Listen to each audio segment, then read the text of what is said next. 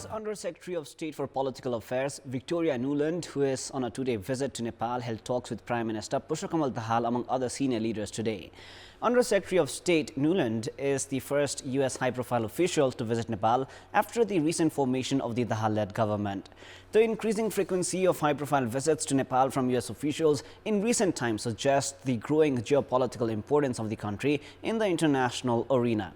Good evening, I am Prarambha Dahal. Let's begin with the main stories. The Election Commission sets 9th of March for the election of the President, 17th of March allocated for the election of Vice President.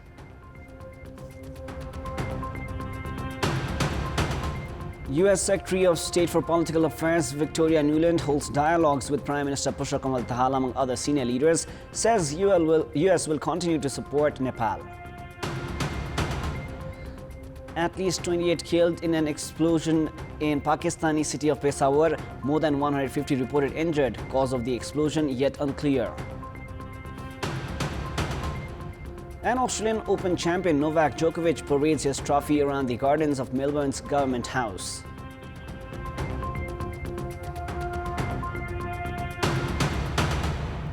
The Election Commission has set the dates for the election of the President and the Vice President. A meeting of the Commission officials held today decided to hold the election for the President on the 9th of March and the Vice President on the March 17th. The Commission has also officially published the schedule for the election, based on which the list of voters will be published on the 22nd of February, registration for candidates will be done on 25th of February, and the final list of candidates will be published on the 28th of February. Likewise, the registration of candidates for Vice President has been set for the 11th of March. The final list of candidates will be published on March 12. The Commission has set 10 a.m. to 3 p.m. for voting on the election dates. President Bidya Devi Bhandari's term is ending on the 12th of March and Vice President Nanda Bahadur Puns on March 17. Lawmakers at the House of Representatives, National Assembly and Provincial Assemblies would vote for President and the Vice President.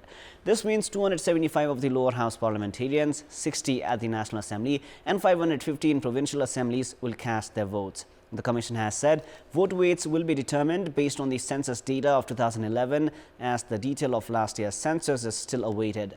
This means the vote weight of the federal lawmakers will be 1:79, while that of the provincial assembly will be 1:48. The CPN Mao Center that leads the ruling alliance put on hold the party's standing committee meeting to dwell on the president's election. The meeting of the party officials held in the party office in Paris Dada today discussed on the party's strategy ahead for the president's election at a time when the CPN-UML has been staking its claim for the position. Mao Center has been of the opinion that the candidate for the post from the ruling alliance should be chosen based on consensus and has suggested it will not support UML in its pursuit for the post. Following the meeting, leaders said that apart from the election, the meeting dwelt on the possibilities for adding party officials and internal management. The meeting also discussed on UML's pressure to reappoint Rashtriya Swatantra Party's Ravi Lammichhane as Minister for Home Affairs. The standing committee meeting called for today as has been rescheduled for Wednesday. CPN-UML have expressed their dissatisfaction on the verdict of the Supreme Court in the case related to the citizenship of Ravi Lammichhane. CPN-UML General Secretary Shankar Pokhrel, who reached Biratnagar today, expressed UML's dissatisfaction towards the verdict of the Apex Court and questioned it. In another context, Pokhrel claimed that Prime Minister Peshawar Dahal was in support of CPN-UML regarding the presidential election. Saying that there was no room to doubt the Prime Minister's stance, Pokhrel added that Nepali Congress's effort to bring in instability would not be successful. He alleged Nepali Congress of trying to bring in instability by seeking the support of Mao Center in the presidential race. He went on to say that Congress was an opposition party and had to play the role of an opposition. U.S. Secretary of State for Political Affairs Victoria Nuland has met with Prime Minister Peshawar Dahal today. Nuland has arrived in Kathmandu yesterday for a two-day visit. According to the Prime Minister's private secretariat, Nuland's meeting with Prime Minister Dahal held in Balutar had delved into topics including bilateral ties and aid. Nuland also met with Minister for Foreign Affairs Bimala Paudel Rai in Singhadarbar.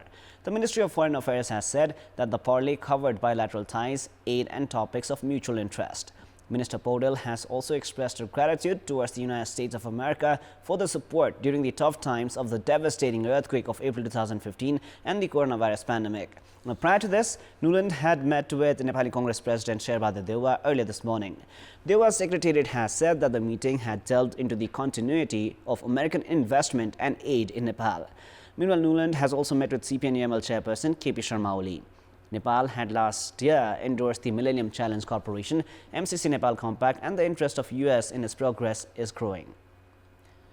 Under Secretary of State for Political Affairs of the United States of America, Victoria Nuland has said the USA is working on developing and strengthening stable relationship with Nepal and Nepal's neighbors. She has also extended US support in strengthening government service, which continue to face cyber attacks in Nepal. Addressing an interaction program after visiting the historical Patan Darbar Square in Lalitpur, Nuland informed about her interactions with political leaders and US-Nepal relationship.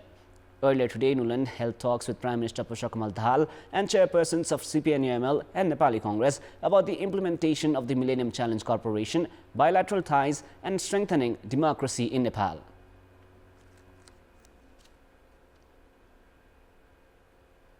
During the course of those meetings, we of course talked about the next steps in our Millennium Challenge Corporation project in the field of clean energy. We talked about the plan of the government to submit legislation to the Parliament to finalize the transitional justice process and what the United States might be able to do to support implementation thereafter.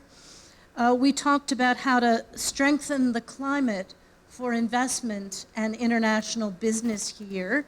We have lots of American businesses who've always been active in Nepal, but as you become more and more vibrant, there are more and more American businesses who want to invest here, and we want to make the process for them easier and smoother. We also talked about the need to continue fighting corruption. We have the same issues in the United States, and all democracies have to work hard to keep themselves clean. In relation to the recent cybersecurity threats to government servers, Nuland said that America had extended US support in terms of tech specialists and expertise to the government of Nepal. Today, in the context of the cyber attacks that you faced in the last couple of days, the United States has strong partnerships around the world in trying to strengthen cyber security and cyber resilience with its partners. So I offered to the government of Nepal that if and when you are interested, as we have with governments from Germany to Japan to across the Americas, we are pleased to come and bring some of our technical specialists to look at what happened here, help you strengthen and harden your systems. Meanwhile, on her visit to the Patan Darbar Square, Nuland appreciated Nepal's rich art, culture, religions and history. Now, Chief Minister of Sudur Paschim Province, Rajendra Singh Rawal, has now 10 days to take the vote of confidence, which has been delayed due to indecisiveness on part of the Nagarik Unmukti Party. Rawal was appointed Chief Minister of the province on the 11th of January. However, Nagarik Unmukti's firm stance on its demands has delayed the vote of confidence. There are 53 members at the Sudur Paschim Provincial Assembly, and Rawal was appointed with the support of CPNUML, Maoist Center, Nagarik Unmukti Party and Rashtriya Prajatantra Party. Nagarik Unmukti has 7 lawmakers and has demanded their conditions be met in exchange for their votes. In the meantime, Secretary at the Provincial Assembly, Dev Bahadur Bokati, has said the Provincial Assembly session will be called in a few days' time. Prime Minister Pushpa Dahal has said Nepal was able to become a federal democratic republic country due to the sacrifices of the martyrs.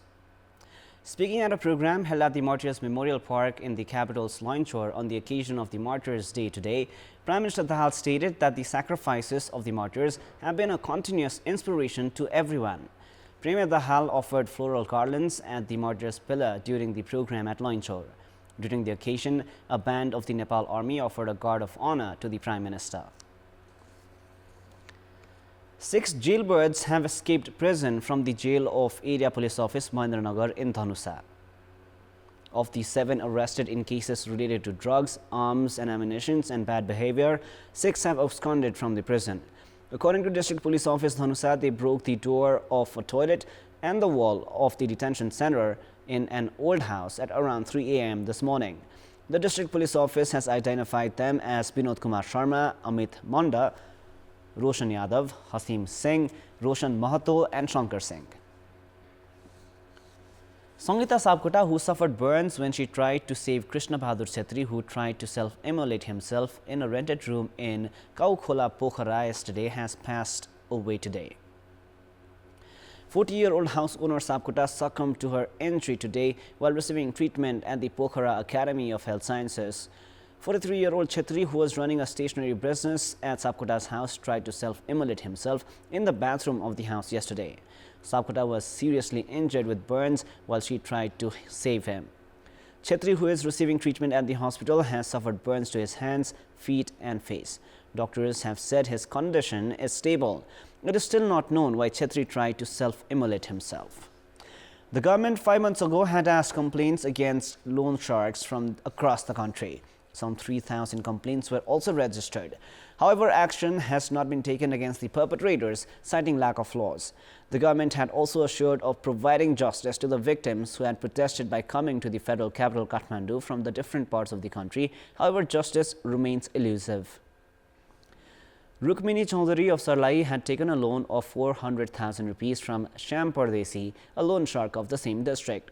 However, despite returning about 750,000 rupees, almost double the amount of the loan she had taken, she has still not been relieved of her debt. In another case, Sonafi Chaudhary of Sarlai took a loan of 50,000 rupees. However, the perpetrator, Shyam Pardesi, forged a document of a loan amount as high as 750,000 rupees. On the ground of the fake document, Sonafi Chaudhary was arrested and put behind bars. Rukmini and Sonafi are just 2 representative cases of this social ill, while unsuspecting victims are trapped by loan sharks. There are also numerous cases where these said perpetrators have also seized the land properties of the victims in the name of not clearing the debt. A task force committee was formed in the Nepali month of Vadra this year as victims came to Kathmandu from across the country to raise the issue. Just over 3,000 cases have been registered against the perpetrators, out of which 257 cases have been settled as 38 loan sharks have been arrested. Such cases are rampant in Madhya province as 600 cases have been filed in the district of Sarlai alone. Sarlai administration has said that they are facing lack of human resource to expand their action against the perpetrators of this social evil. Meanwhile, the members of the task force committee themselves have pointed out the lack of well-defined laws to initiate action against the loan sharks.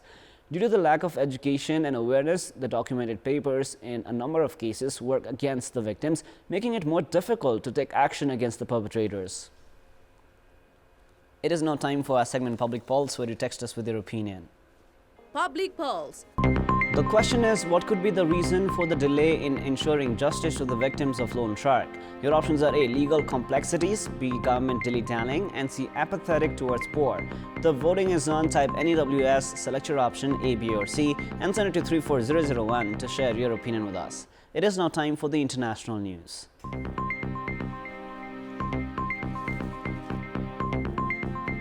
An explosion in a mosque has killed at least 32 people and wounded 150 in Pakistan's northwestern city of Peshawar today. The mosque was located close to a police housing block and there were some 260 people inside when the blast occurred. Many of the casualties were police officers who had gathered for daily prayers. An eyewitness told local news channel that the blast took place during afternoon prayers, causing the 2-story building to collapse. No one has yet claimed the responsibility for the blast. Cash-strapped Pakistan announced a 35 rupee increase in the prices of petrol and diesel days after its currency depreciated to its lowest against the US dollar in the interbank and open market. Pakistan's Ministry of Finance tweeted that petrol and diesel prices in Pakistan have increased by 35 rupees, while the prices of kerosene oil and light diesel oil have been increased by 18 rupees.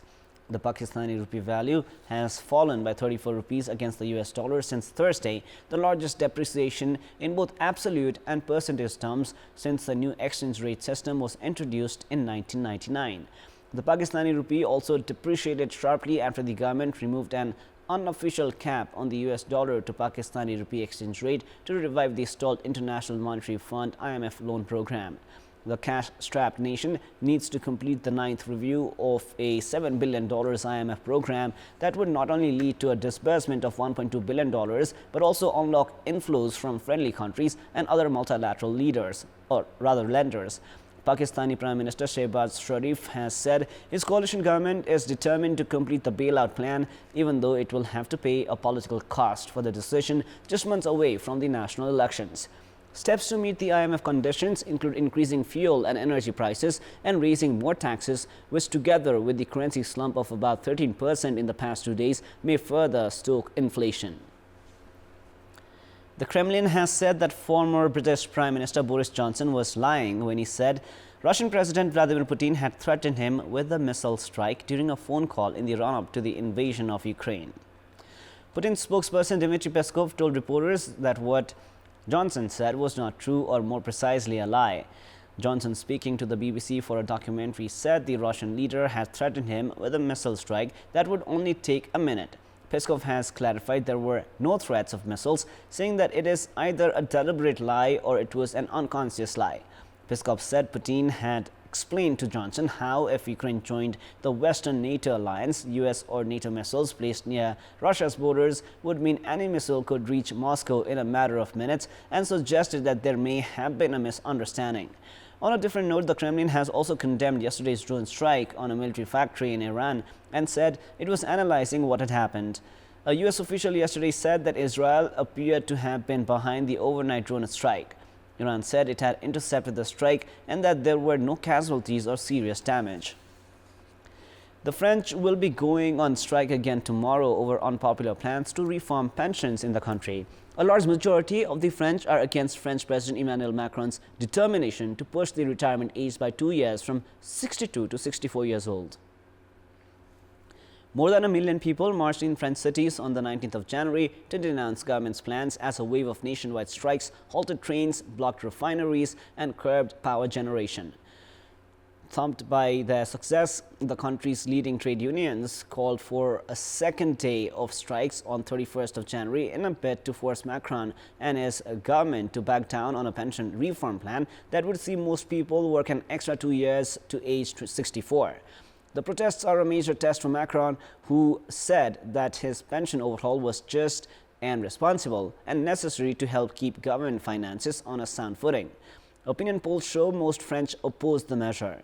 The Interior Ministry said some 1.1 million protesters took to the streets in scores of protests across France on 19th of January, more than during a first wave of street protests when Macron first tried to pass the reform in 2019. He shelved that attempt when the COVID pandemic erupted. The government says the pension reform is vital to ensure the system does not go bust. Pushing back the retirement age by 2 years and extending the pay-in period would bring an additional $19.1 billion in annual pension contributions, allowing the system to break even by 2027, according to Labour Ministry estimates. Unions argue there are other ways to finance pensions, such as taxing the super rich or increasing employers' contributions or those of well-off pensioners. The pension reform still needs to go through Parliament, where Macron has lost his absolute majority, but is hoping to get it passed with the support of conservatives. Data released by Chinese officials has shown domestic travel as well as in and out of China during the holiday period rose sharply as millions boarded planes, trains, buses and highways after Beijing abruptly dismantled an almost 3-year zero-COVID policy in early December.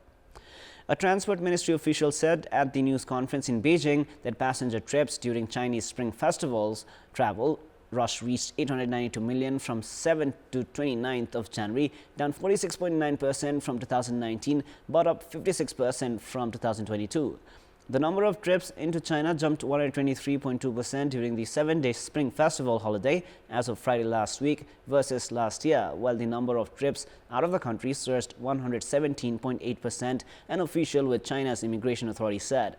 Another official also said that the COVID-19 situation in the country was at the low level and that fever clinic visits due to the coronavirus during the Lunar New Year dropped about 40% from before the week-long holiday. Fighting is fierce in eastern Ukraine, where towns face constant Russian bombardment and troops battle Wagner mercenaries near the city of Bakhmut. Meanwhile, Ukrainian officials said an elderly woman died in a Russian missile strike on a Kharkiv residential building, and shelling killed at least 3 people in the southern city of Kherson. Kiev is making renewed pleas for Western jets and long-range missile systems after securing pledges for dozens of modern battle tanks from allies. A senior EU official accused Russia of taking its war against Ukraine to a different stage, prompting the plans to supply Kiev with tanks. Health Minister of the Indian state of Odisha, Kishore Das, who was critically injured after being shot at by a police officer, has died in hospital. Reports said the officer who has been arrested was undergoing treatment for mental illness. Kishore Das was shot in the chest when he was on his way to attend a program in Braj Rajnagar town of East Odisha. Assistant Sub-Inspector Gopal Krishna Das had fired 2 rounds at the minister as he got off his car and was being facilitated by his supporters. The minister was airlifted to the Apollo Hospital in Bhubaneswar, where he succumbed to his injuries. The hospital said that the bullet had injured the minister's heart and caused internal bleeding. Gopal Das was being treated for bipolar disorder by a psychiatrist. Despite the history of mental disorder, he was in charge of law and order arrangement for the minister's visit. He was issued a service revolver and appointed in charge of a police post at Brajrajnagar. Police have said that Gopal was caught by locals and had been taken into custody. The Chief Minister has asked the crime branch to investigate the incident, and a 7-member special investigating team has been formed. Kishore Das, a strongman in the mining hub of Jharsuguda, had switched to the VJD from the Congress ahead of the 2019 elections. That is all for the moment. Our next English bulletin is at 10:30 in the evening. Thank you for staying with us. Goodbye for now.